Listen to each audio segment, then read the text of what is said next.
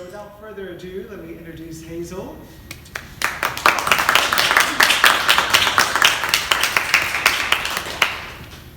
Thank you very much for your kind words, and apologies in advance because, as you can probably gather from the presence of the mask, I have allergy, and so if I do need to blow my nose or cough from time to time, I apologise.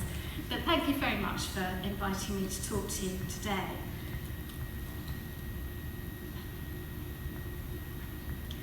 The desolate margins of the Thames hold many forgotten things, things partially covered, yet never free to go, things buried deep in muddy holes, drifting things that the tides will take no farther, a conglomeration of useless things and lost things, important things and broken things, quietly jostling, rotting, breaking as the years pass, until hand or spade frees them from a never-ending cycle of tidal ebb and flow. And so it was for the items that form the basis of this talk. Small things, mostly broken or damaged, discarded items and lost things, that offer insights into the cultural and social life of medieval and early modern Londoners. But the story began slowly. 40 or so years ago, there were just a handful of miniature playthings in museum collections. And only one of these items, the item that you can see here on the left, a spouted ewer, had actually been recognised for what it was. This is a 14th century piece. The barrier to recognition was threefold.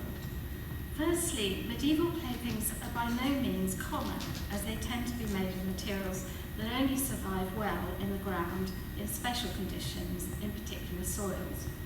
In practical terms, this usually means waterlogged riverbeds or constantly wet areas. Secondly, retrieval of such small objects, often of a similar colour to the soil that's preserved them, is not at all easy just by eye. The final barrier was the publication of a book by the influential French social historian Philippe Auret, which was translated into English in 1962, in which he advanced the view that in the medieval period, children were treated as untrained economic providers for the family, which effectively denied them opportunities for frivolities like play, in effect, childhood. Although his arguments have now been refuted, they had a profound effect on the attitudes of a generation of students and researchers at a time when the first miniature playthings were being recovered and puzzled over. And yet, very much against the grain, the curators at the Museum of London, and now I should call it the London Museum, to which these and other finds were routinely reported, quickly formed the opinion that medieval toys did exist and actually had merit in their own right. The first person to recognise the historical value and significance of foreshore finds and to comment specifically on toys was Ivor Noel Hume, who worked for the Guildhall Museum as an archaeologist in the immediate post-war period. He subsequently went to work for Colonial Williamsburg in the States. And his book, Treasure in the Thames, published in 1955, includes a graphic description of children's toys that were recovered from the foreshore, and I thought it was worth quoting this in full. Some are broken and thrown away for that reason, while others are complete, save for wear occasioned by their long sojourn in the river. Their discovery evokes the echo of childish tears shed more than 3 centuries ago. Toys were neither so varied nor so plentiful as they are in this modern age.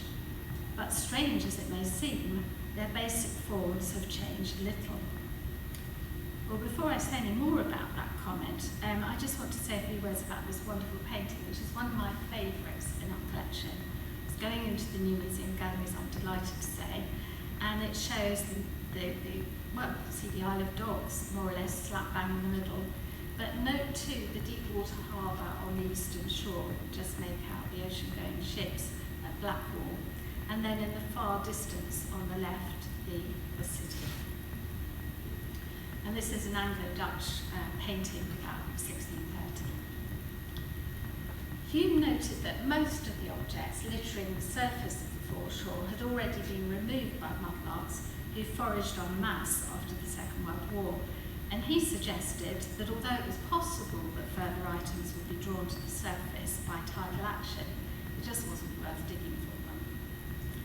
And it wasn't really until the 1990s that the real turning point came, largely through the efforts of the mudlarker Tony Pilson. There were others too, but Tony was the primary factor.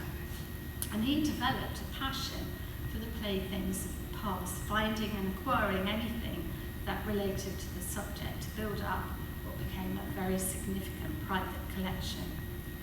At the same time, the London archaeologist Jeff Egan shared his interest, and I owe both a huge debt of gratitude. My own interest was piqued by a rather unprepossessing tin lead alloy item which arrived in my office in the early 1990s, this object here on the left. And the question, of course, was what on earth was it? But thankfully, Ian Smith, Mudlark, solved the puzzle. Because he realised that it was a piece of miniature furniture which could be bent, a bit like, the sort of thing you get on a cornflake packet or cereal packet today, made out of plastic, transformed into a three-dimensional form. And he cleverly proved the point by photocopying it, cutting out the outline, folding the paper to shape. And there emerged a high-status freestanding item of furniture known as a buffet or dressoir. Furniture used to display silver vessels and other precious objects in formal dining, like these. And it was really this discovery that transformed our understanding of so many broken odds and ends, confirmed shortly afterwards by what was really a remarkable find. Now, if you look at the images on the screen at the moment, you'll notice that the furniture has a sort of elaborate canopy backing, but it also has a sideboard and then a space underneath, a sort of voided space where you could put large vessels, and actually very intricate detailing. And the image on the left, which I particularly like, from a painting by George Flegel, shows a similar sort of staged display for, as here, food for the banqueting course at the end of the meal. And you've got on the tarza a big pile of comfits that were eaten as a sort of digestive at the end of the meal, sort of to cleanse your palate. So we have something replicating a very high status piece of furniture. And not only that, but this piece has soldered hinge joints, the doors actually open, the back of the piece would originally have had cardboard, probably coloured with some kind of piece of textile, possibly with some metal foiling, so that you could see the detailing. And then if you look carefully, you have also pieces of plate. So in the centre, a basin and ewer, a piece of ritual plate used for washing the hands during the course of the meal and at the end of the meal, flanked by candlesticks. And probably there were other vessels in the front of these, resting directly on the top of what the detail shows to be a simulated cupboard cloth.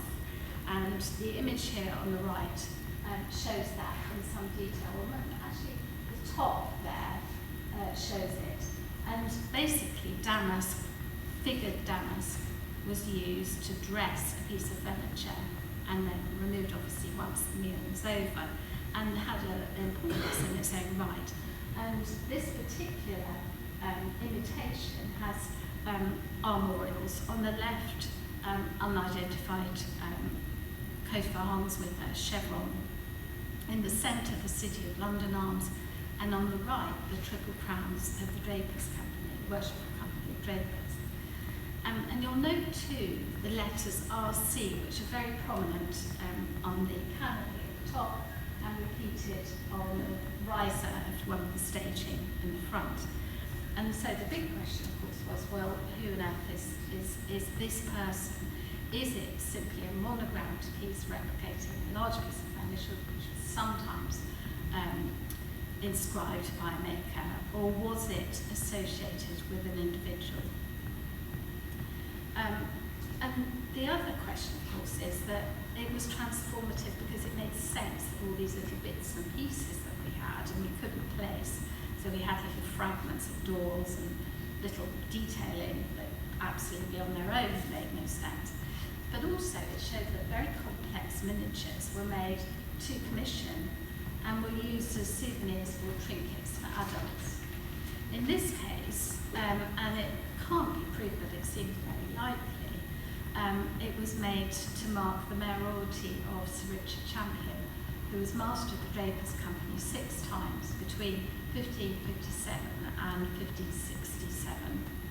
And he was also Lord Mayor as well as master of the company in 1565-6. So it is possible that something like this was made for an election feast dinner to mark that very event and his mayoralty, and then sort of handed out as a little whimsy to people at the dinner. But we can't prove that for sure. Then in 1997, another thing happened which changed everything for me. And this is a picture of Tony Pilson, or 2 pictures of Tony Pilson actually, digging holes. One of them at Greenhive Dock, and you can see it's quite a significant hole that's emerging. And Tony asked if the museum would consider acquiring his collection. And I won't go into details, but we managed to get lottery funding, the first lottery funding in the country, to secure it. And very shortly afterwards, Tony staggered into my room, and I mean staggered, barely squeezing through the door, holding an absolutely gargantuan suitcase, out of breath, sank gratefully into a chair, and after reviving chocolate digestive and coffee, he opened the lock, and out came this extraordinary collection. And if you knew Tony, you will be instantly able to kind of draw this image to mind. But if you didn't, let me create a picture for you. So we have boxes, tins, bags, lots of plastic bags, fastened with peeling sellotape, and literally hundreds upon hundreds of hideous twisted rubber bands. Well, then the real task began. So we had to sort everything, arrange it, individually number everything, photograph everything. There were 717 items to add to our existing holdings. And in consequence, the museum had the largest collection of medieval and early modern base metal toys in the public domain. And I felt that we should use the leverage of the lottery funding to persuade the museum that it would be a good idea to publish something.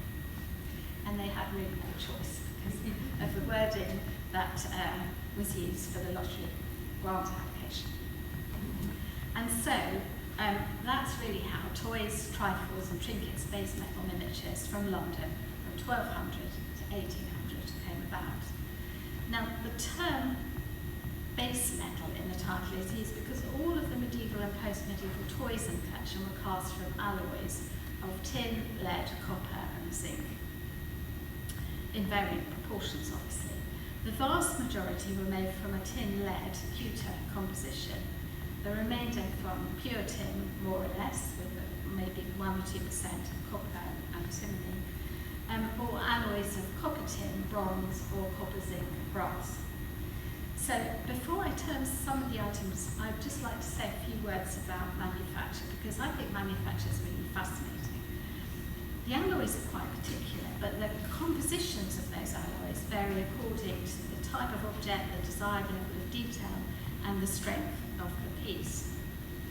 Pewter has a really quite low melting point compared with other metals, and lead obviously particularly low, and that means it's ideally suited for batch production. The same technique was used to cast and produce medieval pilgrim and secular badges and a whole host of other pewter objects. And this process is partly captured in a series of stills taken from the YouTube site of College Road. And I just thought it was worth going through them with you. So at the top left, we've got the matrix, the mould.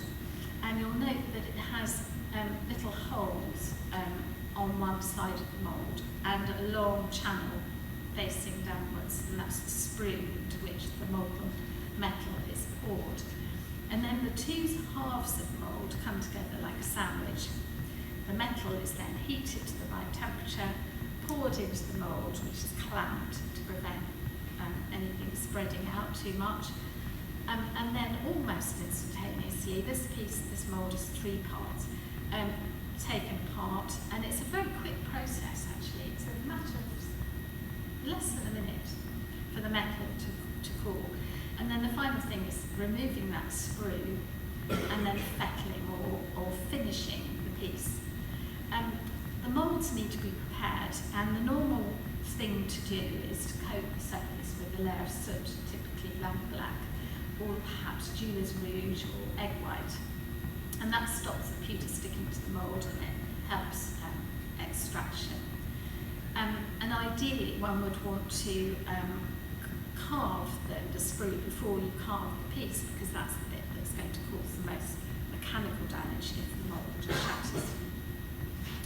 Many pieces were made using a slush casting technique, which is really a method of making hollow or ornate castings without using a core, especially useful when the profile or surface finish on the inner face or back is unimportant. And this works as the molten metal touches the surface of the mould. It starts to contract and solidify, sort of freezes if you like, leaving a pool of molten metal inside. And that slush is immediately poured out, so you have a spin of coated metal on the matrix. And the moulds can be stacked together and bound together, and you can produce multiple castings at once. And experiments have shown that basically it's a very easy process, the casting process, and you can churn out these objects in a fraction of time. And so therefore the cost is relatively slight. And it seems that a cheaper, lower standard tin alloy or trifling metal was usually used to manufacture the toys. Well, the really important part of the whole process is the mould and the design carved into it. And much depends really on the ability of the designer and the mould maker, and they weren't necessarily the same person. And it goes without saying that the finished article is only as good as the mould from which it is made. As far as we know, there are just 3 surviving examples for toy moulds, for moulds for toys, I should say. One that is found, one came from a 15th century deposit in Barrington Street in Hereford, which is in the middle of your screen. And I don't know whether you can see, but it was actually reused. So one side was used for casting belt studs, and that came first, and the other for a miniature jug. And then there's a mould for casting cannon, which was found in Lancashire in 2015. And then the one on the right is a marvellous mould in the museum's collection, which was used to make toy watches. And this is really important because it's the only one that bears an inscription and a date for Richard Heath, 17th of December, 1746.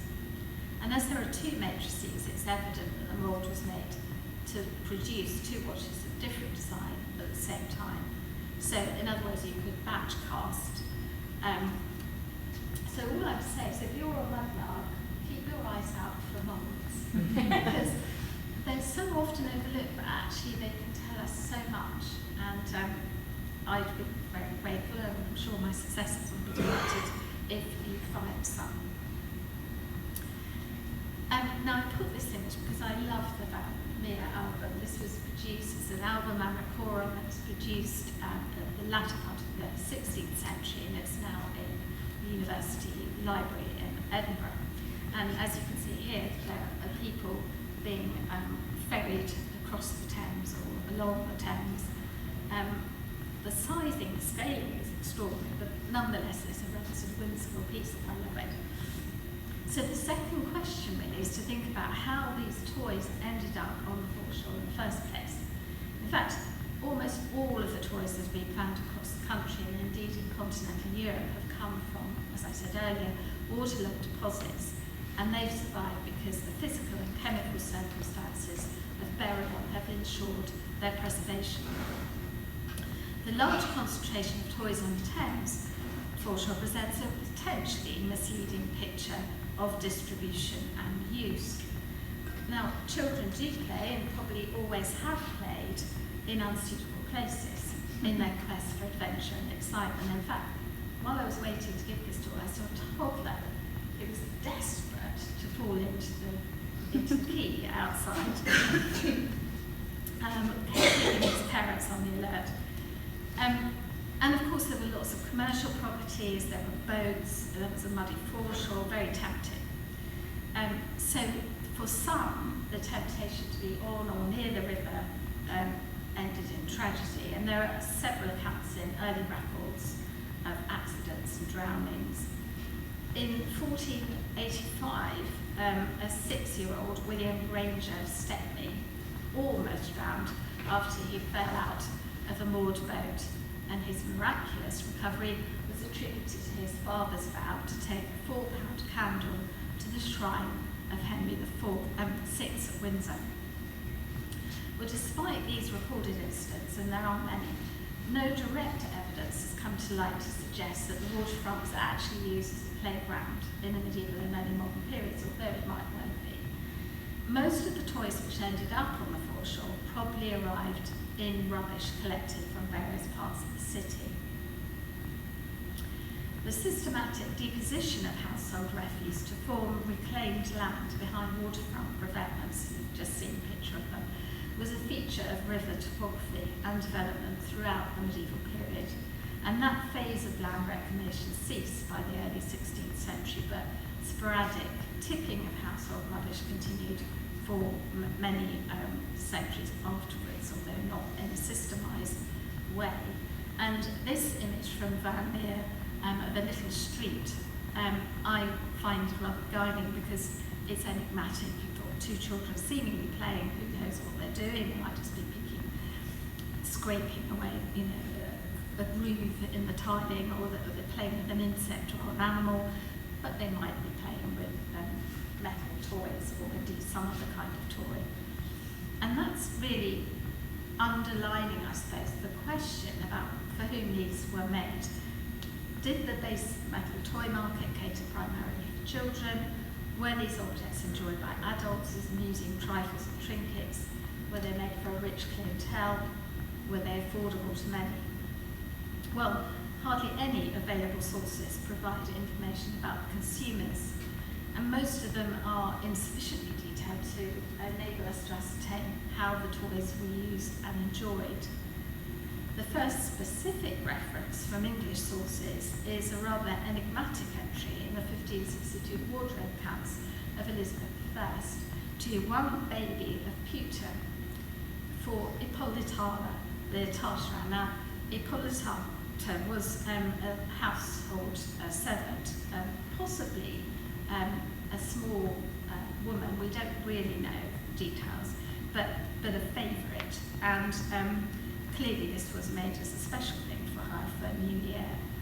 And it might have been similar to the toy figurines shown here, flanking this image of two people playing with toy soldiers and pulling them across a flat surface. And indeed, the ones that we have in the collection all have looped arms, hands on hip, in some cases with sort of lugs to represent the hands themselves, and then a kind of rocker feature under the man's feet in particular. And so we think that these were sort of threaded with string and therefore used in rather like a puppet. And they're not very big, they're sort of about that size. Fortunately, continental evidence for the usage of base metal toys is less ambiguous and far more comprehensive.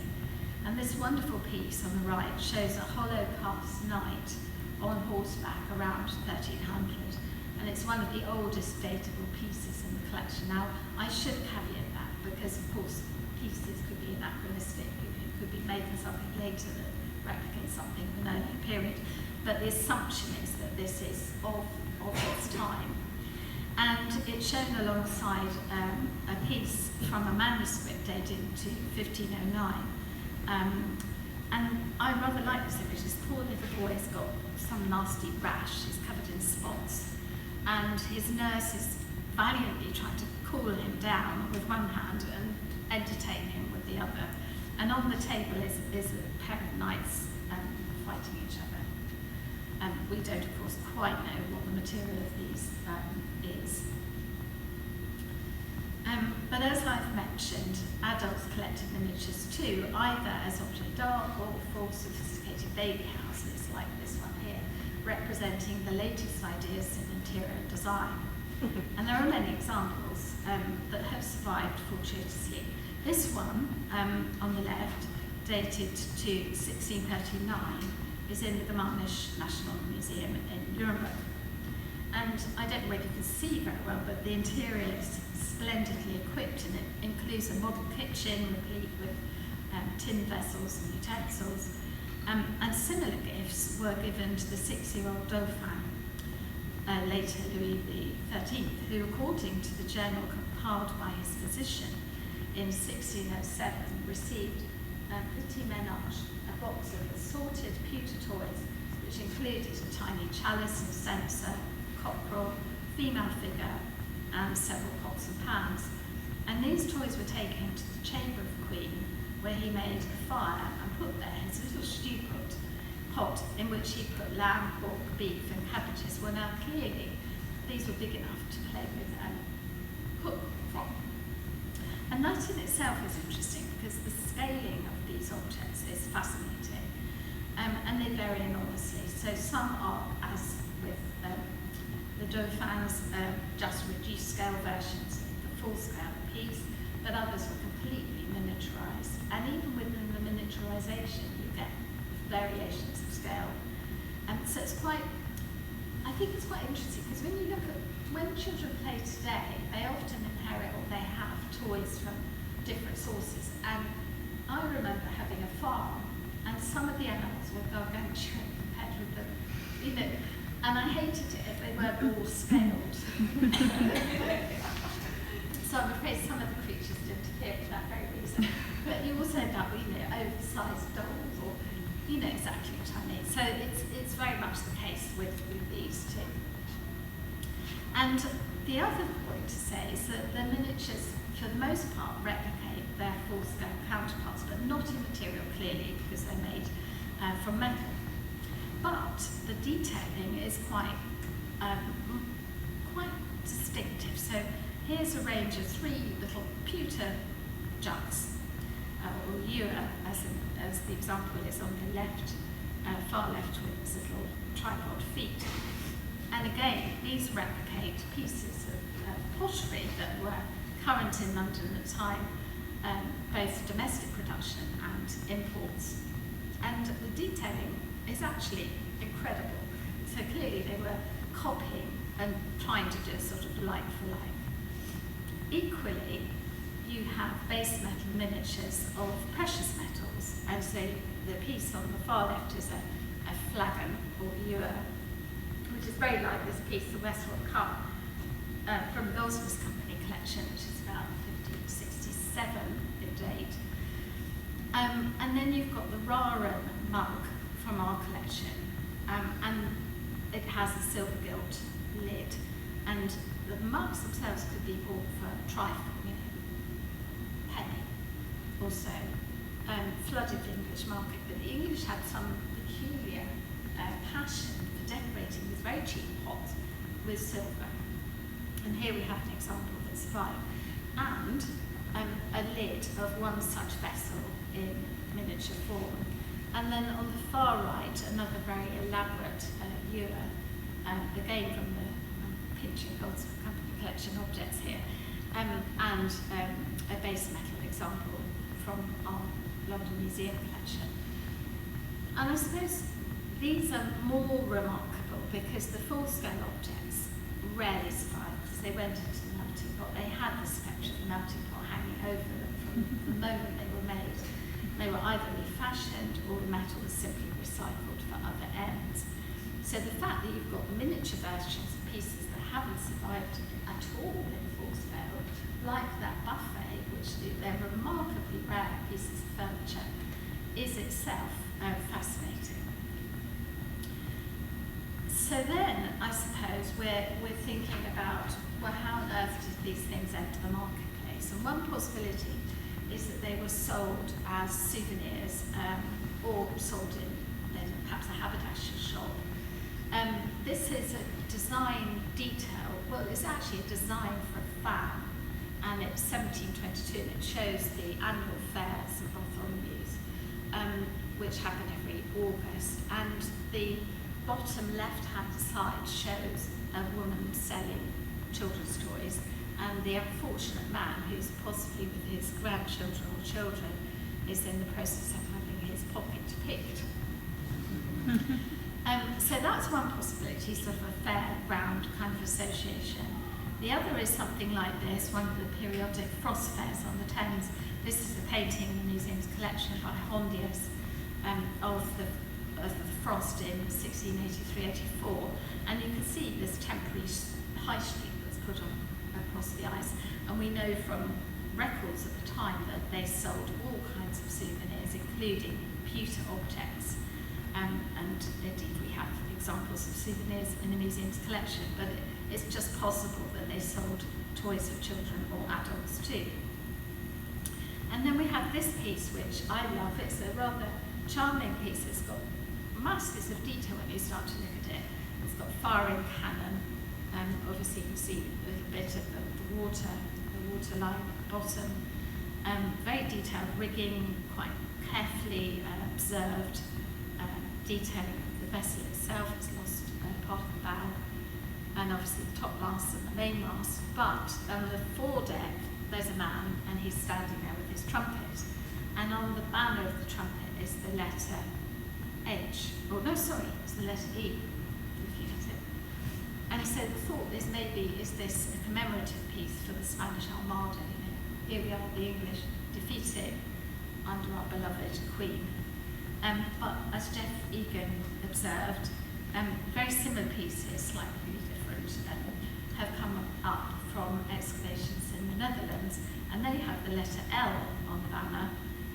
So it's just possible that these things weren't connected to a special event or a national cause. But you know, the question remains. The other object that clearly was a design inspiration is this piece on the left, which is very evidently based on Marcellus Laroux's engravings of 1688, showing the street cries of London, in this case a rabbit, a game seller. And what you'll notice here is that this one has pigment on it, sort of, it looks pink now, but would have been red when first made. And we did do some testing, and we found that the likely pigment used was vermilion for these, and so one has to imagine them being quite colourful and decorative. But to finish with, I really just want to draw your attention to two new technologies to make the point that these toys were very contemporary. And the first are watches, and I really rather like these because they're fascinating in lots of ways. So on the right side, you've got a genuine example by Thomas Windmills, and if you'll notice, it's got second hands. It's got two hands, of course. Not all watches would have second hands if they didn't have second on the movement, but you'll see that there's kind of repoussé work in the centre where the name is, and this is actually replicated in miniature form, and the toy watches are about the size, this kind of size, and they have a pear case. As far as we know, they didn't have any sort of glass or anything to represent the protective glazing on the front, but what they do have is a kind of racking mechanism on the inside with a pinion that can be raised and lowered, so as you turn the wind at the back of the case, that lifts up the pinion, the ratchet falls down, clicks onto the grooves that you can see in the middle, and rotates around and makes this wonderful tick-tock sound. And they're really quite sophisticated, and some of them have piercing on the cases, like the full-scale watch here, which shows that there's an alarm watch, so you could hear the bell. Some of them have simulated shagreen for the case covers and so on. So they're really quite sophisticated things. And we know quite a lot about them because they were made by two people towards the latter part of the 17th, early 18th century, William Hucks and Francis Beasley, who were both active pewterists at the end of the early part of the 17th century. Early 18th century. And Hucks is particularly interesting because between 1703 and 1715, he was found guilty of making, can you believe it, substandard toy watches and held to account by the Pewterist Company, which on the one hand shows how serious they were about quality control, but on the other, it's sort of quite illuminating that they cared so much. And I read every line in the company records over this period, and I continued reading for another 40 years in the hope that there was some resolution to the case, because Hucks kept on arguing, oh, well, it's not my fault. It was my servant who did all this. And actually, other people are doing it as well, so it's not just me. And he said, in the end, the company said, well, look, if it isn't just you, then go away and draw on the list of all the other people who are doing it too. And so I read and thinking, oh, how wonderful, I've got a nice long list of all the people doing it. Of course, needless to say, absolutely nothing. But I think it's just fascinating that there was so much attention paid to this, what is essentially a trifling wear. The last group of objects are guns, and cannon were employed by English forces during the 14th century, but it wasn't really until the early 1500s that miniature firing guns began to make their appearance, partly because they were popular and they attracted the interests of adults and children alike. Toy cannon and artillery models of various kinds began to be made in significant numbers, and this is one, I mean, it's just extraordinary. The earliest surviving examples are literally scale model guns, which were either commissioned as a gift or presentation piece, or produced in royal arsenals as a prototype for didactic and experimental purposes. But the vast majority of artillery miniatures were cheaply produced, stylized copies of contemporary or historic guns, which seem to be made for a mass market from the end of the 16th century. Firearms, ordnance, and other pieces of artillery constitute the bulk of finds, not because they were necessarily more popular than other types of weapon, but because the majority were made to be fired and were therefore cast in copper alloys to withstand fire and pressures. And the comparative strength and durability of their material has ensured a better level of preservation and concomitantly higher survival rate than those objects made from lead tin alloys, which are much more liable to fragment and deteriorate. The muskets in particular have a distinctive fishtail butt, which was found on standard English muskets between 1600 and 1640. Most of the barrel flaps, you probably can't see it here, they have little ring and dot motifs in loose imitation of inlaid, engraved or etchwork on a full-scale gun. And they also have a hollow bore to the chamber, so technically even the smallest could be fired with individual grains of birdshot.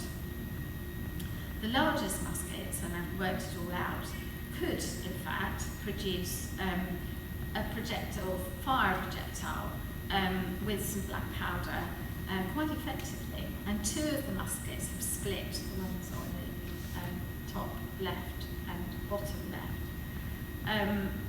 But it's difficult to tell whether that damage is partly due to wear and tear, corrosion, or literally an explosion. The touch holes vary considerably in size and profile, and some, the bigger ones, would have caused some sort of flashback if they were fired. The handles, the little lug bits, are disproportionately large. This is a trigger guard essentially, presumably because it allowed a small finger to go in for imaginative play. One hopes that they weren't actually held during the firing process because the risk of injury would have been too great.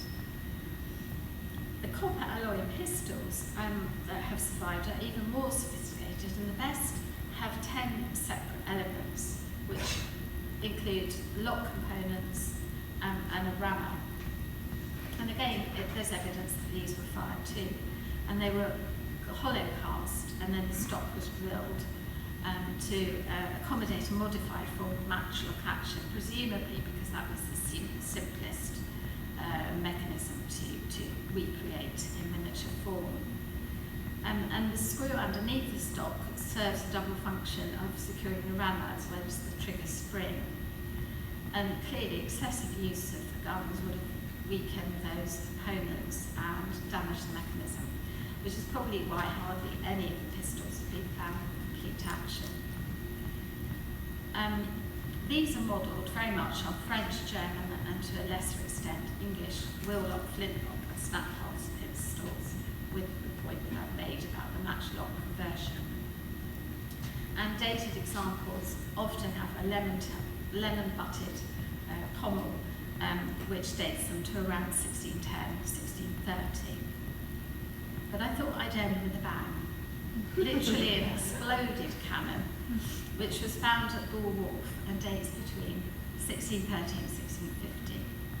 Now, you can see, I hope, that the explosions ripped out a very large section of barrel, and there are several fractures exposing the chamber and a semicircular plug of lead which was jammed into the breech. Now, we don't know whether that was there to kind of push the powder further forward to create better firing. We don't know whether the muzzle was actually blocked, and so the gases built up inside, the pressure was too much, and it just went. But the result is pretty nasty. And I would think that a sensible gunner, child or adult, would have used a fuse, probably a slow match, which is impregnated with saltpeter solution, or individual strands of the slow match, and then stood very well back, perhaps using a long stick to touch the fuse to increase the safety margin. A cannon of this size was potentially lethal, and one hopes the child was nowhere near it, or indeed an adult, when it went off.